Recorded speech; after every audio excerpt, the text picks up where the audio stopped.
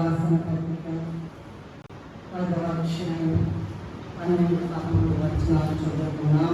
తాను నిలుచున్నానని ఒక్క నిమిషం ఆయన మొదటి కొరింథీయులకు రాసిన పత్రిక 10వ అధ్యాయం 12-13 వచనాలు మాత్రమే చదువుకున్నాం. తాను నిలుచున్నానని తలంచుకున్నవాడు పడకుండునట్లు జాగ్రత్తగా చూచుకొనవలెను. సాధారణంగా మనుషులకు కలుగు శోధన తప్ప మరి ఏది మీకు సంభవింపలేదు. దేవుడు నమ్మదగిన వాడు. మీరు సహింపగలిగినంత కంటే ఎక్కువగా ఆయన మిమ్మల్ని శోధింపబడనీయడు. అంతేకాదు సహింపగలుగుటకు ఆయన శోధనతో కూడా తప్పించుకొని మార్గం కలుగజేయడు. సరే, మనం చదువుతున్నటువంటి వాక్య భాగం అనేక సార్లు మనం విన్నటువంటిదే. అయితే చాలా కీ పాయింట్ అన్నమాట బైబిల్ గ్రంథంలో. కీ పాయింట్ అంటే చాలా చాలా చాలా చాలా ముఖ్యమైన విషయం. ఏంటది? తాను నిలుచున్నానని తలంచుకుని వాడు పడకుండునట్లు జాగ్రత్తగా చూసుకోవాలి.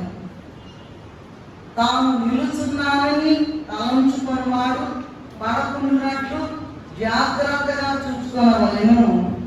సాధారణంగా మనుషులకు కలుగు శోధన తప్ప మరి ఏది మీకు సంభవింపలేదు. దేవుడు నమ్మదగిన వాడు. మీరు సహింపగలిగినంత కంటే ఎక్కువగా ఆయన మిమ్మల్ని శోధింపబడనీయడు. అంతేకాదు సహింపగలుగుటకు ఆయన శోధనతో కూడా తప్పించుకుని మార్గము కలుగచ్చు. ఇక్కడ ముఖ్యమైన విషయం ఏంటంటే, లేదా ఒక టాపిక్ తీసుకున్నట్లయితే ఈ దినము మన ధ్యానాంశము నిలిచి ఉండుట. ఏంటండి? నిలిచి ఉండుట. మనిషి నిలబడ్డనుకోండి లాభం లేదండి అంటారు కదండి. లేవలేకపోతున్నాడు అనుకోండి లాభం లేదండి అంటారు. నిలిచి ఉండుట. ఎక్కడ నిలిచి ఉండుట? లోకములో కాదు, శరీర రీతిగా కాదు, ప్రభువులో నిలుచుండుట అనేటువంటిది ముఖ్యమైన ధ్యానాంశము. దానిని మనం ధ్యానం చేసుకుందామండి. మనము ధ్యానాంశంలోకి వెళ్ళినట్లయితే మానవులు జన్మించిన తర్వాత శరీర రీతిగా నిలబడలేదు. పుట్టారనుకోండి పిల్లలు నిలబడతారంటండి, పరిగెత్తుతారా? అయితే అన్ని జీవరాశులు జన్మించిన తర్వాత వాటంతటా అవే నిలబడతాయి. మనుషులు మాత్రం నిలబడతారు. ఇది ఒక సృష్టి రహస్యం అన్నమాట. అన్ని జీవరాశులు వాటంతటా అవే నిలబడతాయి. మానవులు తమ కాళ్ళ మీద నిలబడడానికి ఇంకొకరి సహాయం కావాలి. వాళ్ళు పుట్టిన తర్వాత కనీసం 1 సంవత్సరమైనా వాళ్ళు నిలబడడానికి పడుతుంది. తెలుసు కదా మనకి. అందరూ చాలా మదర్స్ చాలా మంది ఉన్నారు, తల్లిదండ్రులు ఉన్నారు. పిల్లలు పుట్టగానే నడుస్తారమ్మా, పరిగెత్తుతారా? కనీసం 1 సంవత్సరమైనా పడుతుంది పుట్టిన తర్వాత నిలబెట్టడానికి. అది అలా ముఖ్యం. ఒక మనిషి, ఒక అబ్బాయి కానీ అమ్మాయి కానీ పుట్టిన తర్వాత నిలబడడానికి ఎంతసేపు పడుతుందమ్మా? 1 సంవత్సరమైనా పడుతుంది. యువతలకు మొత్తం మనిషి ఎదుగుతాడు, శరీర రీతిగా ఎదుగుతాడు. ఎదిగిన తర్వాత ఈ ఎదిగిన మానవులు ఆత్మ సంబంధమైన విషయాలలో నిజమైన దేవునిలో నిలబడాలంటే ఇంకా చాలా కాలం పడుతుంది. పుట్టిన బిడ్డ నడవాలంటే సంవత్సరం అంటున్నారు కదా. ఎదిగాడు మానవుడు, మనిషి ఎదిగాడు. కానీ ఆ ఎదిగి ఎదిగి ఎదిగి దేవునిలో, నిజమైన దేవునిలో నిలబడాలంటే చాలా కాలం పడుతుంది. అయితే దేవాది దేవుడే మానవులను రెండు విషయాలలో నిలబెట్టి నడిపిస్తారు. ఒకటి శరీర రీతిగా నిలబెట్టి నడిపిస్తారు, రెండవది ఆత్మీయ రీతిగా నిలబెట్టి నడిపిస్తారు. చాలా చాలా ముఖ్యమైన అంశం ఒక మనిషి జీవితంలో. ఇది కీ రోల్ అన్నమాట, కీ పాయింట్. ఏంటంటే రెండు రకాలుగా, రెండు రీతులుగా ప్రభు మరి మానవులను రెండు విషయాలలో నిలబెట్టి నడిపిస్తారు. నిలబడటం అనేటువంటిది చాలా ముఖ్యమైన విషయం. ఏమంటారంటే లేవట్లేదండి, కూర్చోవట్లేదండి, నిలబడలేదండి అంటారు. ఈ నిలబడటం అనేటువంటిది ఎట్లా అంటే శరీర రీతిగా నిలబడటం కష్టమైనప్పుడు దేవునిలో నిలబడడం అనేటువంటిది ఇంకెంత కష్టమో ఆలోచించాలి. అయితే దీని వెనక దేవుని హస్తం ఉన్నది. శరీర రీతిగా కానీ ఆత్మీయ రీతిగా కానీ ఎవరినైనా నిలబెట్టేది దేవుడే అనే విషయాన్ని జాగ్రత్తగా మనం ఆలోచన లేదా ధ్యానం చేయవలసి ఉన్నది. ఇప్పుడు సాధారణంగా మానవులు ముసల్తాములో అంటే వృద్ధాప్యంలో శరీర రీతిగా నిలబడలేదు. 70 ఏళ్ళు 50 ఏళ్ళు అనుకోండి. ముసల్తాము వచ్చిన తర్వాత లేదా వృద్ధాప్యం వచ్చిన తర్వాత శరీర రీతిగా నిలబడలేదు. ఎందుకంటే వాళ్ళు పడిపోతారు.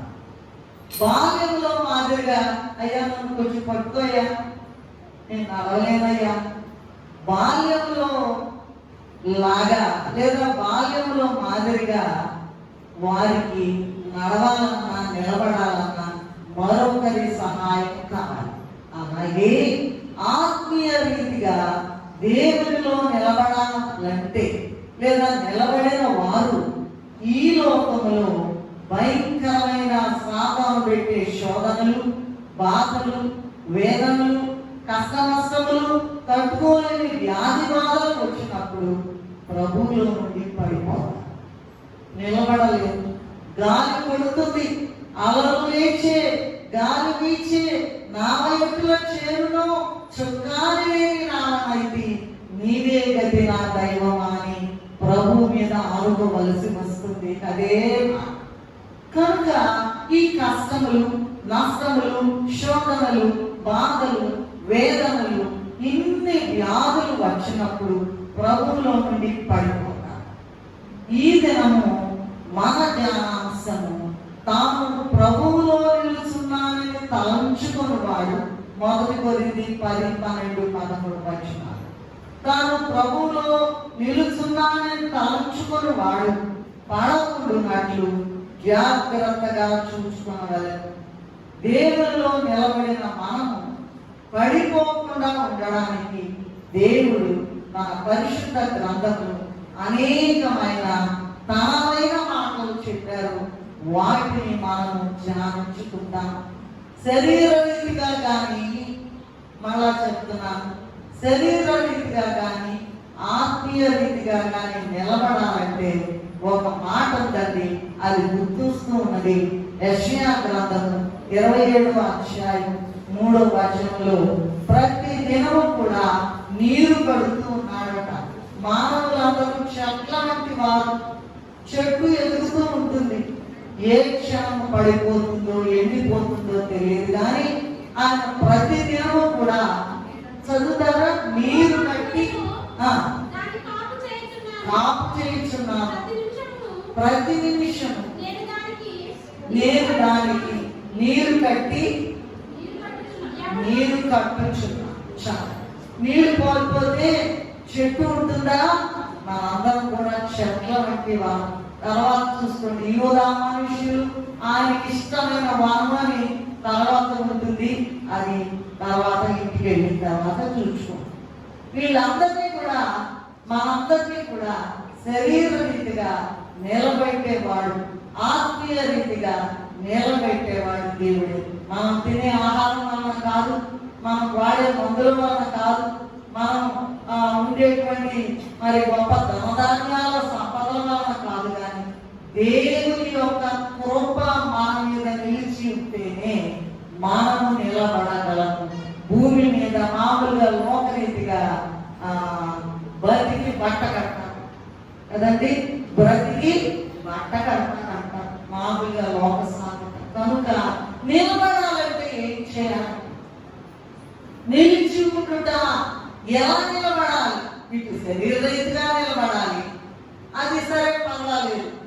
ఆత్మీయ రీతిగా ఒక పుట్టిన పసిబిడ్డ నడవడానికి శరీర రీతిగా సంవత్సరం ఎలా పడుతుందో 12 నెలలు, ఈ ఎదిగిన వాళ్ళు ఉన్నారే, మనందరం ఉన్నామే, 30 ఏళ్ళు, 40 ఏళ్ళు, 50 ఏళ్ళు, 60 ఏళ్ళు, 70 ఏళ్ళు, ఇంకా ఎక్కువ మంది ఉన్నారు కదా, ఇంకా ఎక్కువ. వాళ్ళందరూ ఆత్మీయ రీతిగా దేవునిలో, నిజమైన దేవునిలో నిలబడాలంటే చాలా కాలం పడుతుంది. అది నిలబడాలంటే మనం ఏం చేయాలనేటువంటి విషయం ఈ ఉదయకాలం మన ధ్యానాంశం. భూమి మీద దేవుని మాటలు గల ఏకైక పుస్తకము పరిశుద్ధ గ్రంథం. ఇది గ్రంథములన్నిటికీ గ్రంథరాజ్యము, పుస్తకములన్నిటిని మించిన పుస్తకము బైబిల్. దీన్ని సుమారు 2500 భాషలలో అచ్చు వేశారు. భూమి మీద మరి ఏ పుస్తకంలోనైనా కూడా ఈ బైబిల్ గ్రంథంలో ఉన్నటువంటి మాటలు దొరకవండి. ఇవి గొప్ప మాటలు, జీవన మాటలు. అందుకే ఆ పాదర్యం దేవదాసరి గారు భూమి ఆకాశముల కంటేను, భూమి ఆకాశం కంటే గొప్పదంట. భూమి ఆకాశముల కంటేను, వెండి బంగారముల కంటేను గొప్పదానము నీ గ్రంథమును దయచేసినావు కనుక నీకు అనేక స్తోత్రములు అని దేవుని స్తుతించు. భూమి కన్నా ఎక్కువంట, ఆకాశం కన్నా ఎక్కువంట, వెండి కన్నా ఎక్కువంట, బంగారం కన్నా ఎక్కువంట. కానీ ఎవరు దాన్ని లెక్క వేయట్లా. నిలబడేవాళ్ళు లెక్క చేస్తారనే విషయం మనం ఈ దినము తెలుసుకోవాలి. మామూలుగా లోకంలో ఎలా ఉంటుందంటే, కొందరు ఆర్థికంగా నిలబడతారు. అబ్బో సౌండ్ పార్టీ అండి అంటారు, బాగా డబ్బులు మూలిగేదానం ఉందండి వాళ్ళ దగ్గర అంటారు, మంచిదే. అలాగే సాంఘికంగా సంఘంలో సమాజ సంస్కర్తలు అంటారండి, వాళ్ళు అబ్బో గొప్ప పేరు తెచ్చుకుంటారు, వాళ్ళు నిలబడతారు. ఇక రాజకీయ విషయాల్లో చెప్పలేము, ఎమ్మెల్యేగా నిలబడతాడు, కానీ ఎంపీ, మినిస్టర్, ప్రధానమంత్రి, రాష్ట్రపతి రాజకీయాల్లో ఉన్నారండి, బాగా నిలబడ్డారండి, ఇబ్బంది లేదండి వాళ్ళకి అంటారు. ఇది మంచిదే, కానీ ఉపయోగం లేని నిలబడడం అదేంటండి మీరు అంటారు, అది తప్పు మాట. ఎంపీ అయితే ఉపయోగం లేదా? మంత్రి అయితే ఉపయోగం లేదా? మంచిదే, ఉన్నది. కానీ అసలైనటువంటి సింహాసనం చేరాలంటే ఏం చేయాలమ్మా? ఇవన్నీ కాదండి. మానవ జీవితంలో పడిపోకుండా నిజమైన దేవునిలో నిలబడాలంటే బైబిల్ గ్రంథంలో ఈ నిలబడాలనుకున్నటువంటి రహస్యాలు, సీక్రెట్స్ అంటారు, చాలా సీక్రెట్స్. అవేంటో ఈ ఉదయకాలంలో మనము ధ్యానం చేసి నంబర్ 1 దేవునిలో నిలబడాలంటే ఏం చేయాలి? నంబర్ 1 ప్రేమలో నిలిచి ఉండుట. అన్నిటికన్నా ఏంటండి? ప్రేమ. ప్రతి ఒక్కరు కూడా ఈ దినం మనం పరిశీలించుకోవాల్సినటువంటి అవసరత ఎంతైనా ఉన్నది. 1 యోహాను పత్రిక 4:16 చూసినట్లయితే, 1 యోహాను 4:16 చదవండి దయచేసి. మన ఎడల దేవునికి ఉన్న ప్రేమను మనం ఎరిగిన వారమై దానిని నమ్ముకొని ఉన్నాము. దేవుడు ప్రేమ స్వరూపి అయి ఉన్నాడు. ప్రేమ యందు నిలిచి ఉండువాడు దేవుని యందు నిలిచి. ఎంత గొప్ప మాట అండి, ఎంత గొప్ప మాట. దేవుడు ప్రేమ స్వరూపి అయి ఉన్నాడు.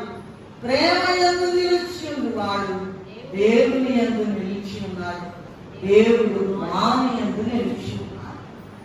చాలా గొప్ప మాట. అలాగే మత్తయి సువార్త 5వ అధ్యాయం 44 చదువుకుందామా? మత్తయి సువార్త 5వ అధ్యాయం 44 నుండి చదువుకుందాము. నేను మీతో చెప్పున్నదేమనగా మీరు పరలోకమందున్న మీ తండ్రికి కుమారులై ఉండునట్లు మీ శత్రువులను ప్రేమించుడి. ఇది ఒక మాట. అమ్మ ఒక నిమిషం. శత్రువులను ప్రేమించాలటండి. ఇది అసలు ఇది సాధ్యమైన విషయమేమంటారా? చదువు. మిమ్మల్ని హింసించు వారి కొరకు శపించు వారిని దీవించుడి, మిమ్మల్ని ద్వేషించు వారికి మేలు చేయుడి, మిమ్మల్ని అవమానపరిచి మిమ్మల్ని హింసించు వారి కొరకు ప్రార్థన చేయుడి. ఆయన చెడ్డవారి మీదను మంచి వారి మీదను తన సూర్యుని ఉదయింప చేసి నీతిమంతుల మీదను నీతిమంతుల మీదను వర్షం కురిపించుచున్నాడు. మీరు మిమ్మల్ని ప్రేమించిన వారినే ప్రేమించిన ఎడల మీకేమి ఫలం కలుగును అని ఉన్నారు. మీరు పరలోకమందున్న మీ తండ్రికి కుమారులై ఉన్నట్లు ఏం చేయాలంటే శత్రువులను ప్రేమించి, అసలు మనకే వాళ్ళకి పడదు కదండి. ప్రేమించాలా? అవును, ప్రేమించాలంట. అదే నిలిచి ఉండడం చాలా కష్టమైంది. చేసి నేను పరలోకం లేకపోతే తేరగా లేదండి. మిమ్మల్ని మీ శత్రువులను ప్రేమించుడి, మిమ్మల్ని హింసించు వారి కొరకు ప్రార్థన చేయండి. ప్రార్థన చేస్తున్నారు ఎప్పుడన్నా? అది కనపడితేనే మంట కదండి. ఎక్కడ ప్రార్థన చేస్తారు? అబ్బో వీళ్ళు ఎదురొచ్చారా అనుకుంటారు. మనం ప్రేమించవలసిన వారు వారేనండి. ఎందుకంటే ఆయనట చెడ్డవారి మీదను మంచి వారి మీదను వర్షం కురిపిస్తూ ఉన్నాడు. చెడ్డోళ్ళ చేతిలో ఈ బలే చెడ్డోడు వర్షం అక్కర్లేదని మంచోళ్ళ మీద కురిపిస్తున్నారు ఆయన ప్రభువు.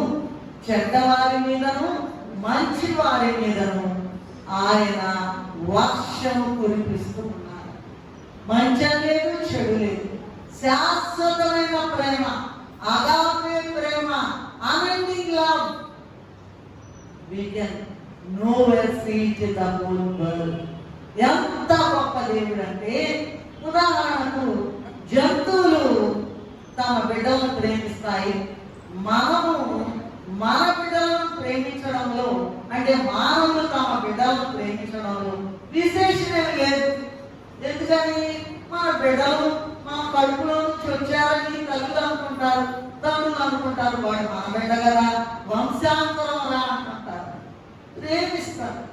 అందులో గొప్పతనం నీ బిడ్డగానే నువ్వు ప్రేమిస్తావు. అయితే ఇక్కడ విషయం ఏంటంటే, మనము దేవుని స్వరూపంలో పుట్టాము కనుక, లేదా దేవుని స్వరూపం కనుక దేవుని యందు నిలిచి ఉండాలంటే దేవుని ప్రేమ మనలో ఉండాలి. శత్రువులను ప్రేమించాలంట. అబ్బో. అలాగే హింసించు వారి కొరకు ప్రార్థన చేయాలి. మొహం ఇట్లా తిప్పుకుంటారు. ఎంత మంటండి వారి కాంత. ఇలా లేకపోతే, ఈ ప్రేమ లేకపోతే మనము దేవునిలో నిలిచి ఉన్నట్లు కాదు. చాలా ముఖ్యమైన విషయం దేవునిలో కొనసాగాలి. ఆయన ఎవరిని ప్రేమించాలంటారు? ఎవరిని ప్రేమించాలంటారు? సిలువ కాలంలో మనం రోజు నేర్చుకుంటున్నాం కదా. చి అని ముఖం మీద ఉండేసిన వాళ్ళని ప్రేమించాం. చి నీ ముఖం నాకు చూపించద్దు అన్న వాళ్ళని ప్రేమించాం. అంతేకాదు, పక్కలో బల్లెకు పొడిచిన వాడిని ప్రేమించారు. ఎవరు? నేను సర్వ సృష్టికర్తను, భూమి నాదే, ఆకాశం నాదే, సముద్రాలు నావే, మొత్తం నావే, నువ్వెవడో నా పక్కలో బల్లెకు పొడిచింది అని అనలేదు. నోరు తెరువలే, నోరు తెరువలేదాయే ప్రేమ, బదులు పలుకలేదాయే ప్రేమ.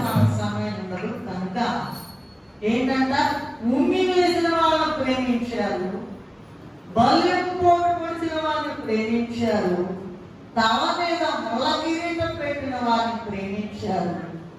అదేంటండి? ఇంకా ఇంకా వెళ్ళలేదు, ఇంకా వెళ్ళలేదు కానీ గుంజుతూ ఉన్నారండి ముళ్ళు. ఒక్కొక్క ముళ్ళు చాలా. నేను ఒకసారి చెప్పాను, ప్రభు చెప్పాను, మరొకసారి ఆ విషయాన్ని ధ్యానం చేసుకుందాం.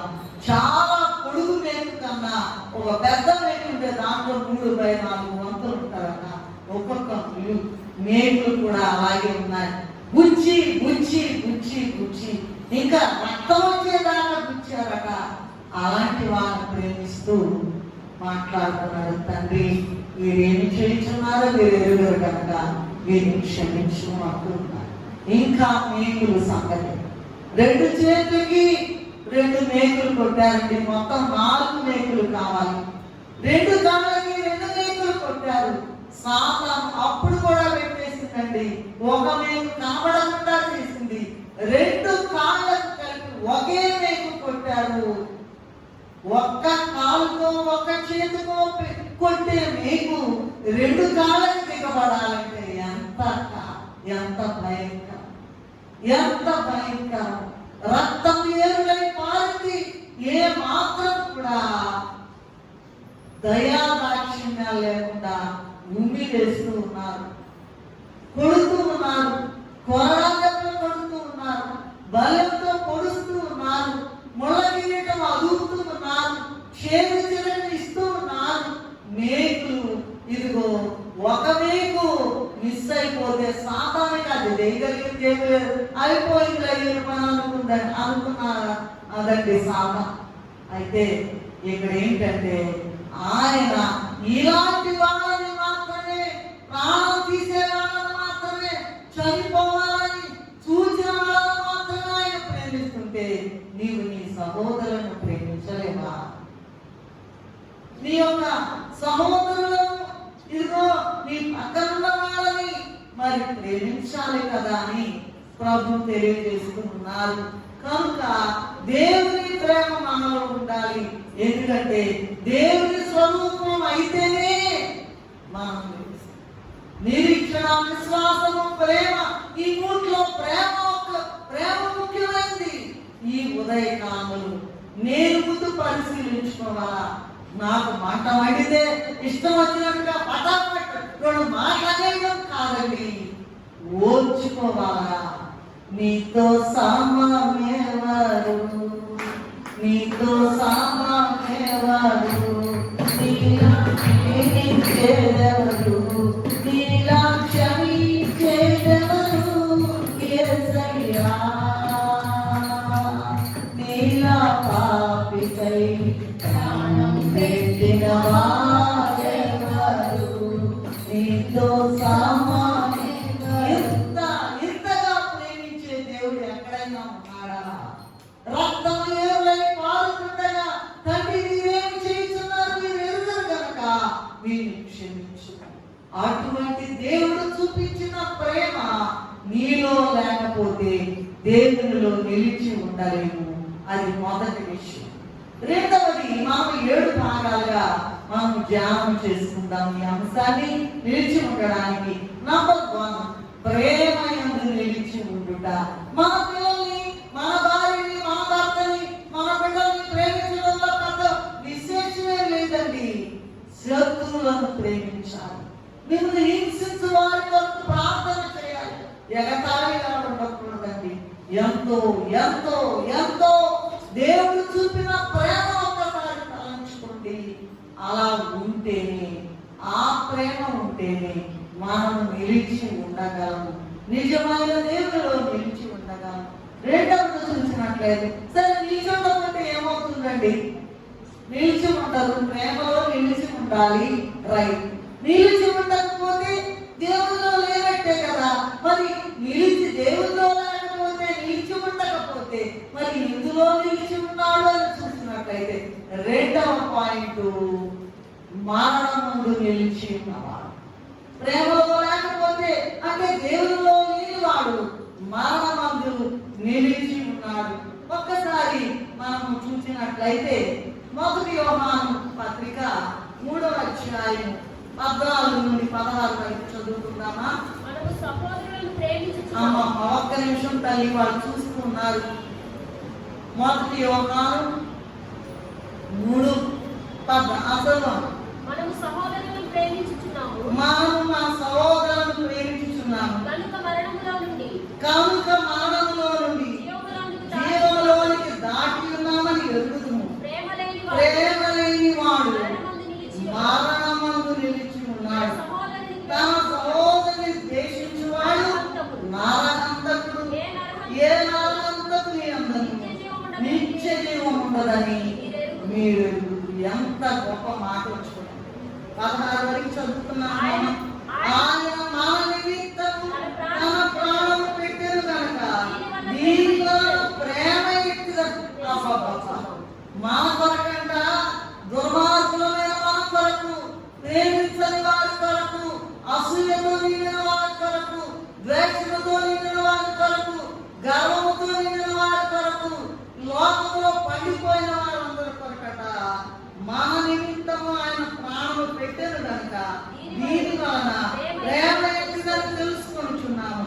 మనము కూడా మన సహోదరుల నిమిత్తము మన ప్రాణములను పెట్ట ఇంకా భయంకరమైన మాట.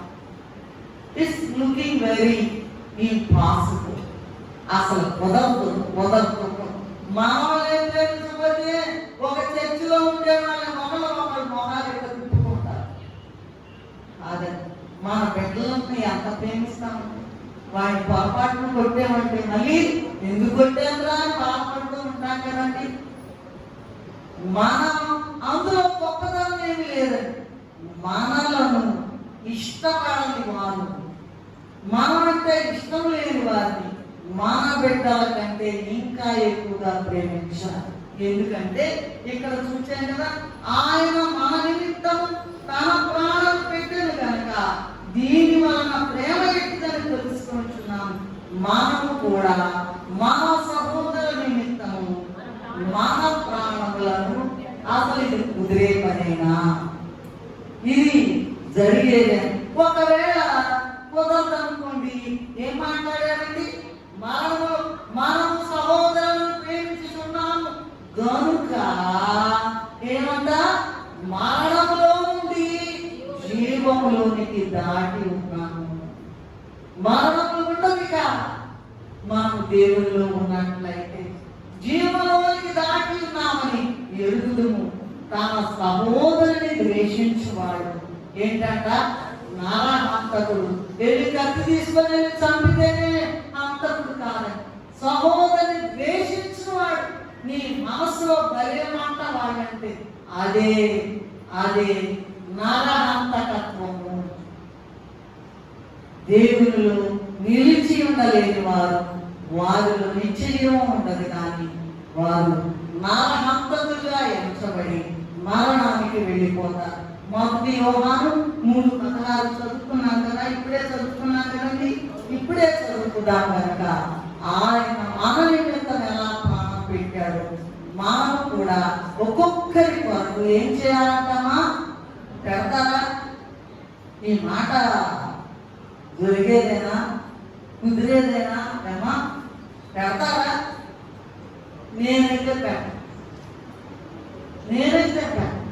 కానీ పెట్టకపోతే నాకంలో కావుతాను కనుక అట్టి ప్రేమ ఉట్టి పడాలి, తొణికిసలాడాలి.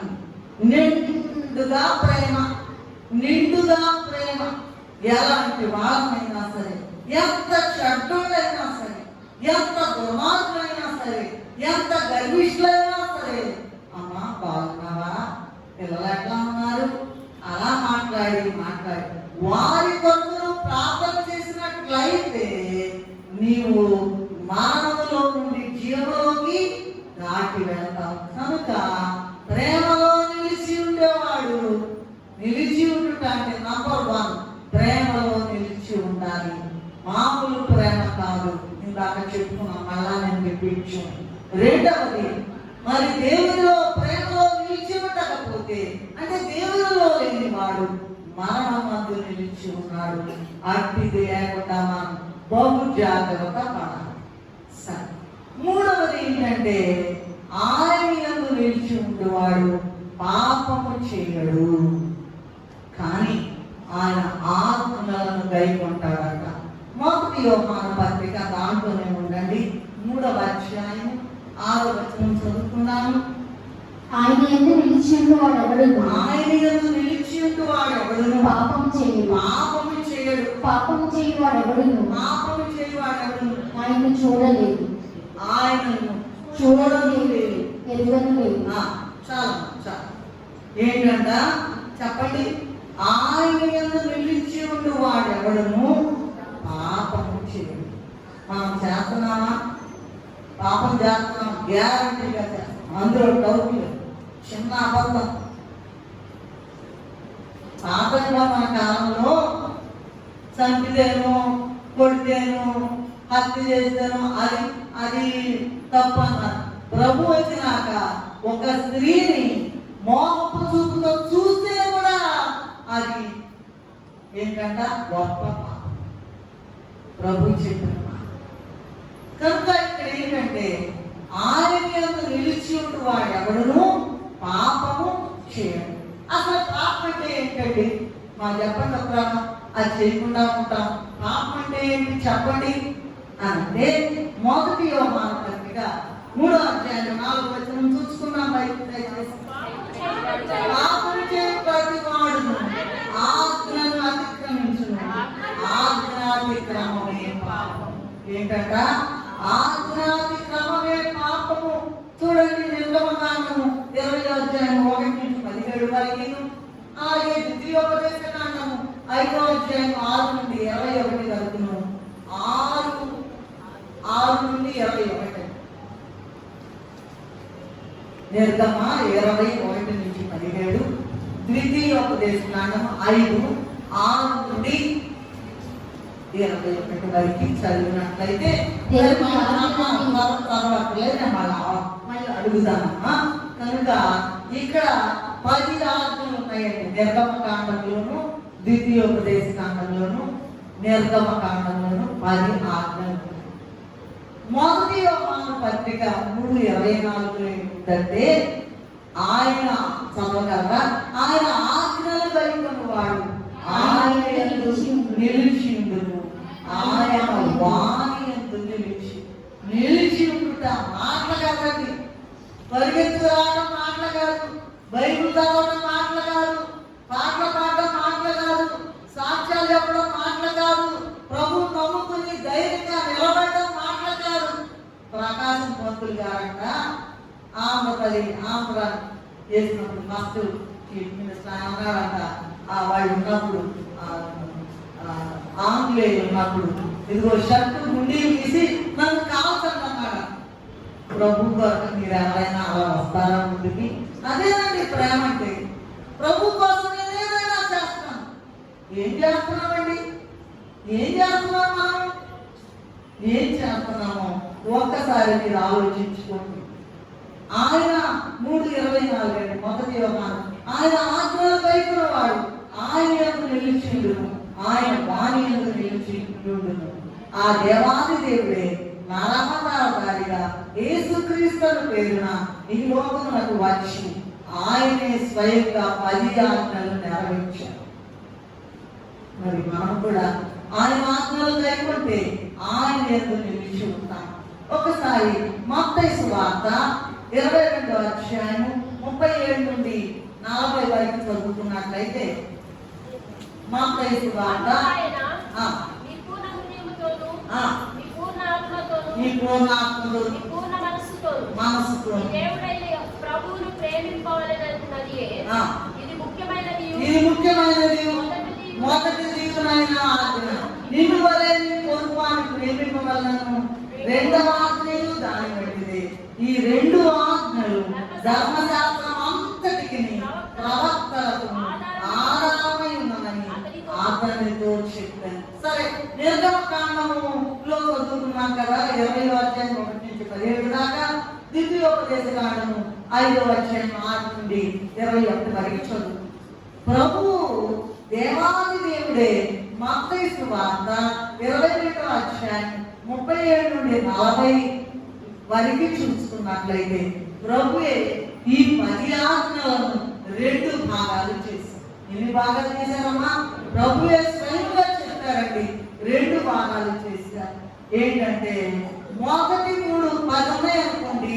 మొదటి 3 ఆజ్ఞలు దేవుని పట్ల మానవుల యొక్క ప్రవర్తన. ఏంటండి? దేవుని పట్ల మానవులు ఎట్లా ఉండాలి. 10లో 3 పోతే ఎన్ని మిగులుతాయి? 7 మిగులుతాయి. రెండవ 7 ఏంటంటే మానవుడు సాటి మానవుని పట్ల చేయవలసిన, చూపించవలసిన, ప్రవర్తించవలసిన ప్రవర్తన. నంబర్ 1 ఏంటంటే దేవుడు కొరకు దేవుడు పట్ల మానవుడి ప్రవర్తన ఎలా ఉండాలి.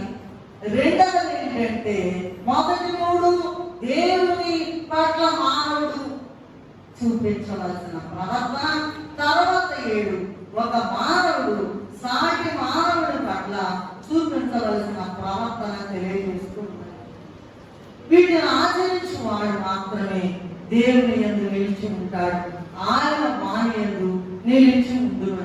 ఒక్కసారి మనం చూసినట్లయితే కొంతమందిలో ఒక అభిప్రాయం ఉందండి. ఏంటంటే ఎప్పుడో పాతకాలం నాడండి, ఎప్పుడో నిర్గమకాలంలో, ఎప్పుడో కొన్ని వేల సంవత్సరాల క్రితం ఎప్పుడో వాళ్ళకి ఇచ్చారండి. ఇప్పుడు మనకు కాదండి, మనమంతా స్టైల్ తేలిపోయింది కదా, స్టైల్ పెరిగిపోయింది, నాగరికత పెరిగిపోయింది, సివిలైజేషన్ పెరిగింది, కల్చర్ పెరిగింది, స్టైల్ ఇంకా పెరిగింది. మనకైతే పాతకాలం మాట అనుకుంటారు. కాదు. మొదటి కాలంలో, ఆది కాలంలో ఆదాము హవ్వలకు నిషేధించబడిన వృక్ష ఫలములు తినకూడదని ఆజ్ఞాపించిన దేవుడు మానవులందరి జీవితాలు ప్రతి దినము కూడా నిషేధించబడినవి చాలా ఉన్నాయి. వాటిని ఏమంటారంటే డూస్ అండ్ డోంట్స్ అంటారు. ఏమంటారండి? Dos and don'ts. Don't do it, don't, please do it, ఇది చేయమ్మా, ప్లీజ్ డోంట్ డూ ఇట్, ఇది చేయకూడదు అని చేయవలసినవి చేయరాని ఏంటో ఆగి చెప్పేశారు. ప్రతి మనిషి యొక్క జీవితంలో ఏం చేయాలి, ఏమి చేయకూడదు. తల్లి తండ్రులు పిల్లలు చెప్తారు, ఒరే ఇది చేయవా, అమ్మా ఇది చేయకు అంటారు. అలాగే ఆది కాలంలో ఆది మానవులైన ఆదాము హవ్వలకు ఇచ్చినటువంటి ఆ నిషేధించబడిన వృక్ష ఫలములు మీరు తినొద్దని ఎలా చెప్పారో ప్రతి మానవుని జీవితంలో కూడా ఇదిగో ఫలాన్ని చేయండి, ఫలాన్ని చేయొద్దు అని చెప్పారు. మొదటి కూడా ఏంటంటే మరి నీ దేవుడైన యెహోవాను నేను తప్ప వేరొక దేవుడు ఉండకూడదు. నంబర్ 1. రెండవది నీ దేవుడైన యెహోవాను వ్యర్థంగా ఉచ్చరింపకూడదు. మూడవది విశ్రాంతి దినమును పరిశుద్ధంగా ఆచరించగలరు. ఈ 3 కూడా దేవుని పట్ల ప్రతి మానవుడు కూడా ఆచరించవలసినటువంటి 3 ఆజ్ఞలు. ఇక తర్వాత మిగిలిపోయిన 7 ఏంటంటే ఒక మానవుడు సాటి మానవుని పట్ల ప్రవర్తించవలసిన ఆజ్ఞలు. ఏం చేయాలి, ఏం చేయకూడదు, ఏం చేయాలి, ఫలానా చేయాలంటే ఎస్, ఫలానా చేయకుండా నో అంటారు. డూస్ అండ్ డోంట్స్ అంటే అవేంటంటే తల్లిని తండ్రిని సమానించు. ఏంటండి? తల్లిని చదువుతారా? ఆ పుస్తకం చదువుతారా? ఒక క్లాస్ ఉంది, దాంట్లో ఒక క్లాస్ ఉంది తల్లిని తండ్రిని. నిర్గమకాండంలో తెలంగాణ తల్లిని తండ్రిని సమ్మానించే విషయం.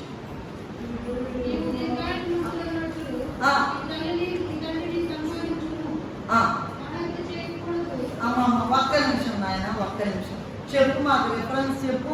నిర్గమకాండము 12వ అధ్యాయము 20వ అధ్యాయము 12వ వచనం చదువమ్మా. ఒక క్లాస్ ఉంది ఇక్కడ, ఒక క్లాస్ ఉంది. ఏంటి ఆ క్లాస్? నీ దేవుడైన యెహోవా నీకు అనుగ్రహించు దేశంలో నీవు దీర్ఘాయుష్మంతుడు అగినట్లు నీ తండ్రిని తల్లిని. ఇది ప్రభువుని ఎవరే ఇచ్చారు? ప్రభు నెరవేర్చారు. చనిపోతున్నారుగా ఆయన యోసేపు గారు వృద్ధాప్యంలో ఆయన కూడా చనిపోయారేమో మరి తెలియదు అని రాశారు కొంతమంది బైబిల్ పండితులు. తల్లిని వదిలిపెట్టకూడదంట, తల్లిదండ్రులను వదిలిపెట్ట. నీవు దేవుడు నీకు అనుగ్రహించేటువంటి ఎక్కడండి దేశంలో నువ్వు ఎక్కడ ఉంటున్నావో అక్కడ, నువ్వు ఏ దేశంలో ఉన్నా సరే, పల్లెటూరులో ఉన్నా సరే, పట్టణంలో ఉన్నా సరే, వేరే దేశంలో ఉన్నా సరే, సిటీలో ఉన్నా సరే, ఇంకా అడవుల్లో అరణ్యాల్లో ఉన్నా సరే, నీవు దీర్ఘాయుష్మంతుడు కావాలంటే ఏంటంట, నీ తల్లిని తండ్రిని సన్మానించాలి అనేటువంటిది మిగతా ఏడిట్లో మొదటిది, మొట్టమొదటిది. ఇదిగో మానవుడు, ఒక మానవుడు తన సాటి మానవుని పట్ల, అంటే తల్లిదండ్రులు మానవులే, కుమారుడు కుమార్తె కూడా మానవులే కనుక ఒక మానవుడు మానవుని పట్ల ప్రవర్తించవలసినటువంటి విషయం. తర్వాత తల్లిని తండ్రిని సన్మానించాలి, నరహత్య చేయరాదు, వ్యభిచరించకూడదు, దొంగిలకూడదు, అబద్ధ సాక్ష్యం పలుకకూడదు, పొరుగువాని ఇల్లు ఆశింపకూడదు, పొరుగువాని భార్యను, దాసిని, ఎద్దును, గాడిదను, మరి దేనినైనా ఆశించకూడదు అని చెప్పి ఉన్నారు. కనుక ఎప్పుడో పాతకాలంలో పాత నిబంధనలో ఉన్న వాళ్ళకి చెప్పారు అనుకోవద్దండి. ప్రతి దినం కూడా మన దగ్గర తినవద్దాం పండు ఉన్నది, తినేది ఏమైనా తినమన్నారా ప్రభు, ఏమైనా తినమన్నారు యెహోవా దేవుడు. ఇది ఒక్కడ మాత్రం తినొద్దయ్యా, కానీ ఏమి తినొద్దన్నారు, తిని మనందరినీ కూడా పాపములు పడేశారు. వాళ్ళని ఇచ్చేయడం కాదండి, మనం పాపములోనే పుట్టి ఉన్నాము కనుక బహు జాగ్రత్తగా. ప్రభు ఏం చెప్పారో ఆజ్ఞల్లో, మొదటి 3 ఆజ్ఞల్లో ప్రభు స్వయంగా చెప్పారు. మొదటి 3 ఆజ్ఞలు దేవుడికి సంబంధించినవి, తర్వాత 7 ఆజ్ఞలు మనుషులకు సంబంధించింది. అయితే పూర్వకాలంలో అనుకోకుండా అన్ని కాలములలో దేవుని వాక్యం ఎంత గొప్పదంటే అన్ని కాలాల్లో ఉన్న అందరికీ కూడా మరి ఆజ్ఞలు ఇచ్చి ప్రకారం నడవాలని చెప్తారు. అది నిలిచి ఉండుట, ప్రేమలో నిలిచి ఉండుట, దేవుడితో లేకపోతే మరణంలో నిలిచి ఉండుట అని చెప్పారు కనుక మరణంలో నిలబడకూడదు. 3వది ఆయనను నిలిచి ఉండేవాడు పాపం చేయడు, లేదా ఆయన ఇచ్చిన ఆజ్ఞలను కైకొంటారు, అప్పుడు నిలిచి ఉంటారని వ్రాయబడి ఉన్నది. తర్వాత 4వది ఏంటంటే ఆత్మ ఫలములు ఫలించడానికి ఆయనలో నిలిచి ఉండాలి. యోహాను సువార్త 15వ అధ్యాయం 4 నుండి చదువుతుందా? యోహాను సువార్త 15వ అధ్యాయం నిలిచి ఉండుడి, మీ అందరి నేను నిలిచి ఉండుడి. తీగ ద్రాక్షావళిలో నిలిచి ఉంటేనే కానీ తనంతట తానే ఎలాగో ఫలింపదు, అలాగే నా యొక్క నిలిచి ఉంటేనే కానీ మీరు ఫలింపదు. ద్రాక్షావళిని తీగలు మీరు, ఎవరు నా యొక్క నిలిచి నాకు వేరుగా ఉండి మీరేమి బ్రహ్మాండంగా చదువుతున్నానండి, బ్రహ్మాండంగా సంపాదించానండి, బ్రహ్మాండంగా అయి చేశానండి, ఈ చేశానండి, అదండి, ఇందురునండి, చంద్రునండి, ఆయన్ని పనికిరాము. ప్రభువులో ఉంటేనే ఏముందండి, ఇక్కడ ఏముందండి, చూడండి, నా యందు నిలిచి ఉండి మీ యందు నేను, నా యందు నిలిచుంటే నేను కూడా నిలుస్తాను మీలో. తీగ ద్రాక్షావళిలో నిలిచి ఉంటేనే కానీ తనంతట ఎలా ఫలింపదు. ఆ తీగలో నేను ద్రాక్షావళిని మీరు తీగ అని చెప్పారు కనుక మరి అలాగే నాయను నిలిచి ఉంటేనే కానీ మీరు ఫలింపదు. ద్రాక్షావళి నేను, తీగలు మీరు. ఎవరు నాయను నిలిచి ఉండునో, నేను ఎవరి యందు నిలిచి ఉండునో వాడు బహుగా ఫలించును. మీరు వేరుగా ఉండి ఏమీ చేయలేదు అని చెప్పి ఉన్నారు కనుక ఇదిగో చూడండి, మరి ప్రభువుకి వేరేగా ఉంది మనం ఏమీ చేయలేము. అలాగే 15 యోహాను సువార్త 15 నిలిచి ఉండాలి కదా, మనుషులు అటు వాటిని పోగు చేసి అగ్నిలో మారబెట్టు, అవి కాలిపోవు. చూడండి, కాల్ చేసిన వాటిని ఎవరన్నా పట్టించుకుంటారంటే, బూడి చేసిన వారిని పట్టించుకుని కాలిపోతాయి, అగ్నిలో పారవేస్తారు, ఎండిపోతుంది. ద్రాక్షవల్లి దేవుడు ప్రభువు ఉంది కదండి, పాట చాలా గొప్ప పాట. నీలో నిలిచి ఫలించాలి అని రాశారు కదా. చూడండి, గలతీయులకు రాసిన పత్రిక 5వ అధ్యాయం 22వ వచనంలో ఉన్నటువంటి ఆత్మ ఫలము ఫలించడానికి మనం ఆయనలో నిలిచి ఉండాలి. అక్కడ చూసినట్లయితే ప్రేమ, సంతోషము, సమాధానము, దీర్ఘశాంతము, దయాళుత్వము, మంచితనము, విశ్వాసము, సాత్వికము, ఆశానిగ్రహము కలిగి ఉంటాము. ఎవరైతే ఈ ఆత్మ ఫలములు ప్రేమ, సంతోషము, సమాధానము, దీర్ఘశాంతము, దయాళుత్వము, మంచితనము, విశ్వాసము, సాత్వికము, ఆసక్తులను కలిగి ఉంటారు, వారు బహుగా ఫలిస్తారట. ఇటు ఇహలోక రీతిగా ఫలిస్తారు, అటు పరలోక రీతిగా కూడా ఫలిస్తారు. గనుక 4వ పాయింట్ ఏంటమ్మా? ఆత్మ ఫలములు ఫలించుటకు మనం ఆయనలో నిలిచి ఉండాలి. 5వది ఏంటంటే, మొదటి నుండి వినినది మనలో నిలిచి ఉండాలి.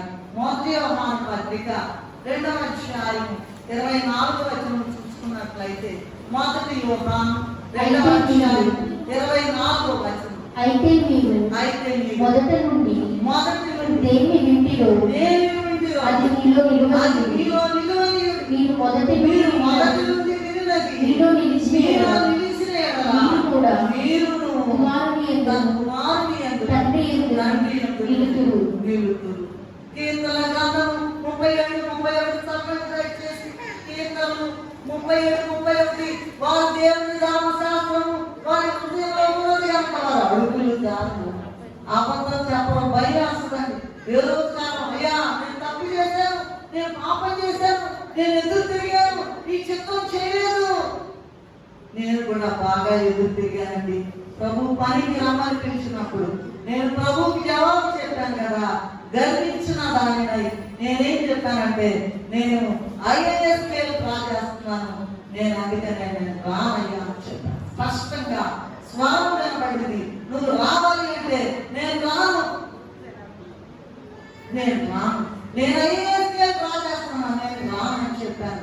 అమ్మా నువ్వు దిగులు పడద్దు, అంతకన్నా ఎక్కువ ఇస్తాను రా అని చెప్పానండి. ఎదురు తిరిగాను నేను.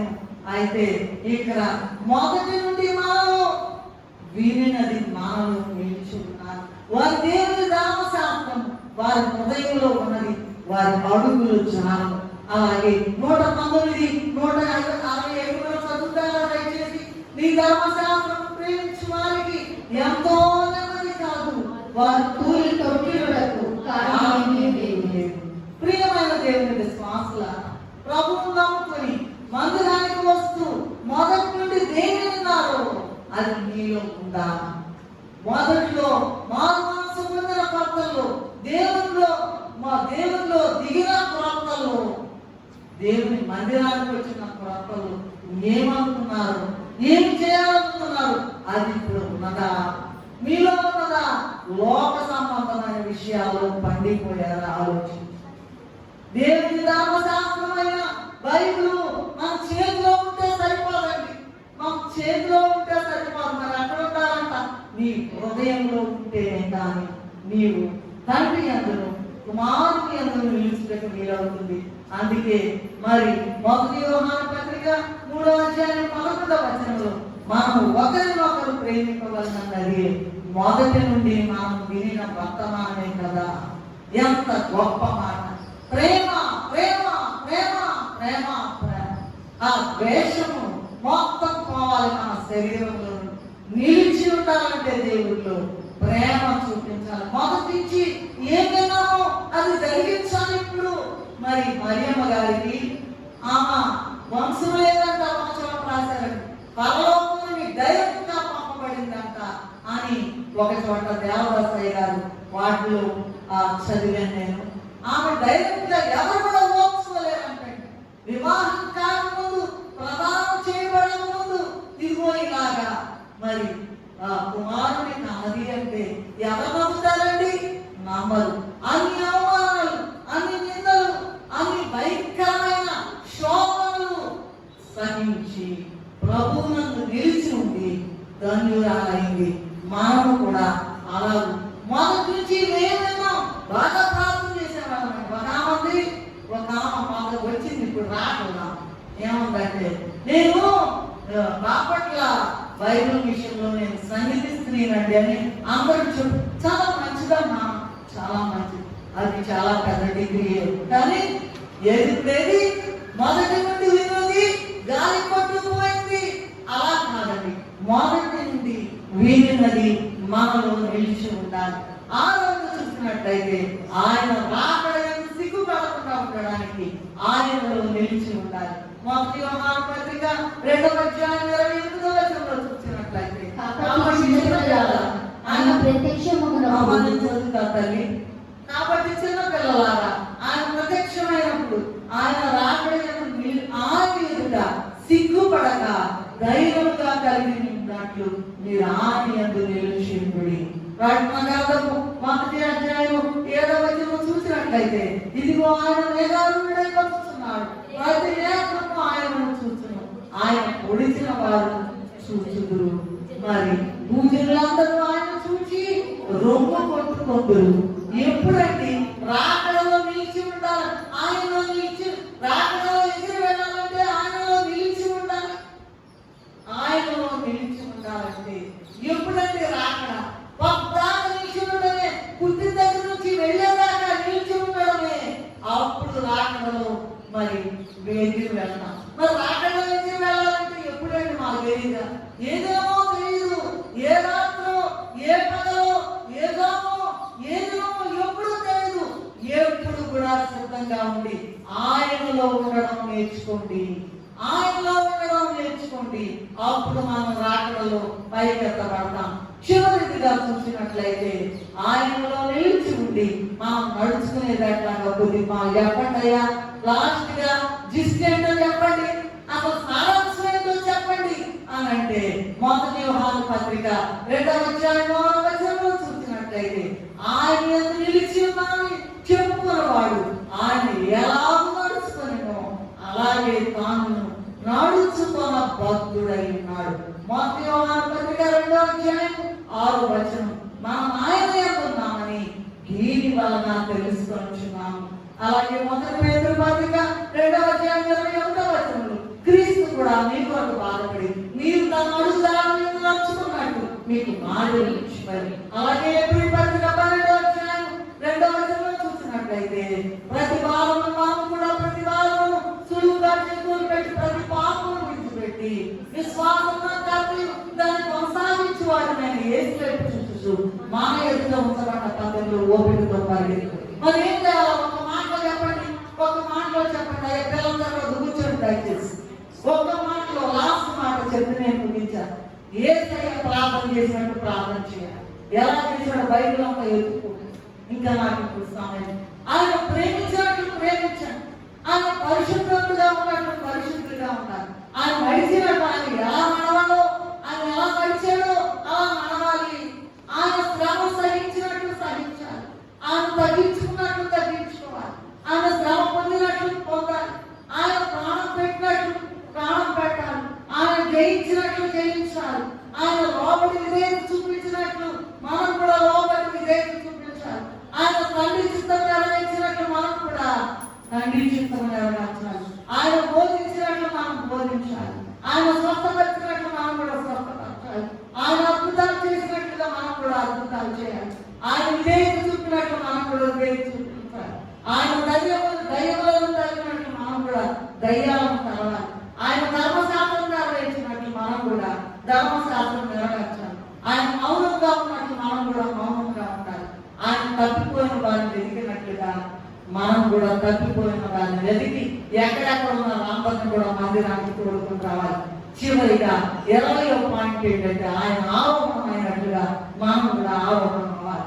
ప్రియమైన విశ్వాసులారా, మనందరం కూడా మీరందరూ కూడా మంచి విశ్వాసులే, ప్రార్థన పరులే, వాక్యం పరులే, దేవుల్లో నిలిచిన్నారు, మంచిదే. కానీ పడకుంటున్నట్టు జాగ్రత్తగా చూసుకోవాలి. చిక్కులు, సమస్యలు, ఇబ్బందులు, కష్ట నష్టములు, వ్యాధి బాధలు వలన పడిపోకుండా చూసుకోవాలి. అందుకే మనం ధ్యాన వాక్యం 1 కొరింథీ 10:12-11 సాధారణంగా మనుషులకు కలుగు శోధన తప్ప మనకు ఏది కూడా వేరే రాదు కనుక మనం భయపడనక్కర్లేదు. మనల్ని నిలబెట్టేది ఆయనే. పడిపోకుండా కాపాడేకుండా దీని కొరకు అనుదినము కూడా మాకు చేత కానీ 20 లక్షల మాకు చేత నువ్వే రానైనా నా తమ్ముడు నాయన 3 ప్రార్థన చేయడానికి, దివారాత్రులు వారికి ధ్యానించడానికి, సంఘ సహవాసం చేయడానికి నాకు సహాయం చేయమని ఆయన కాళ్ళు పట్టి బతులాడుతూ ఆయన యందు నిలిచి ఉంటాను. అట్టి కృపా తండ్రి మనకు అనుగ్రహించుకుంటాను. ప్రేమ కలిగిన బైబిల్ మిషన్, ప్రక్షేప మిషన్, పరలోకములను అందుకుని మాకు అందించిన మిషన్ దేవా నీలో నిలబడాలంటే ఎన్ని మాటలు చెప్తావు, ఏమి ఇచ్చిన తెలుసు అర్థం చేయడానికి సహాయం చేయడం. ఈ వాక్యం ప్రపంచ వ్యాప్తంగా వినే వారందరికీ కూడా అయ్యా సహాయం అందించి నీ మార్గంలో ఎలా నిలవాలో నీ రాకడంలో ఎగిరిగల నీ గొప్ప సహాయం అందించి దీవించడానికి వచ్చి వేసిన యేసయ్య అతి పరిశుద్ధ నామములో స్తుతి చెల్లించి వేడుకుంటున్నాము తండ్రి. ఆమేన్. Hello friends, welcome to our channel. I am glad that you came across our channel. మా వీడియోస్ మీకు నచ్చుతున్నట్లయితే లైక్ చేయండి, కామెంట్ చేయండి, షేర్ చేయండి, సబ్స్క్రైబ్ చేసి బెల్ ఐకాన్ని ట్యాప్ చేయండి. Thanks for watching. మర్నాథ్.